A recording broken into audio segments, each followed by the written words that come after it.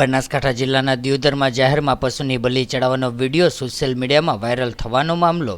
દિયોદર ગ્રામ પંચાયતમાં દિયોદર રાજવી ગ્રામ પંચાયતના સભ્યો, હિન્દુ સંગઠનો સહિત સ્થાનિકો થયા એકઠા। પશુની બલી ચડાવનાર પરિવારને 10 દિવસમાં દિયોદર છોડી દેવાનું કરાયું ફરમાન। દિયોદર ગ્રામજનો હિન્દુ સંગઠનોની રજૂઆતને પગલે લેવાયો નિર્ણય।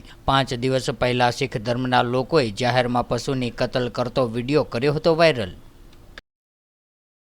છેલ્લા 5 દિવસથી જે એક મૂગા પશુની હત્યાનો વિડીયો વાયરલ થયો હતો, ગામ લોકોમાં એક રોષ હતો કે આ કુટુંબ ગામમાં ના રહેવું જોઈએ। તો ગઈકાલે પણ એક રેલીનું આયોજન કરી તમામ ગામના લોકો અને સમાજની વેપારીઓ ભેગા થઈ બાપુ સાહેબને વિનંતી કરી છે। આજે બાપુ સાહેબે તમામ સમાજના માણસોને, તમામ વેપારીઓને ભેગા કરી અને શીખ લોકોને બોલાવીને વિનંતી કરી કે ગામનો એક જ અવાજ છે કે તમે ગામમાં રહેવા જોઈએ નહીં, અને તમામ સાથે મળીને એમને ગામ છોડવા માટેની વાત કરી હતી। અને બાપુ સાહેબે પણ કહ્યું છે કે આપ ગામમાં ના રહો તો જ અમારી ગામની શાંતિ જળવાય।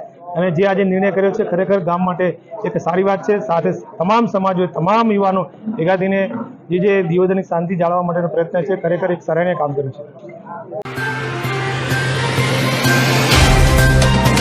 तो व्हाट्सएप, ट्विटर, फेसबुक, इंस्टा जहाँ भी आपका अकाउंट है, इसे शेयर बटन के द्वारा वहाँ पर शेयर करें।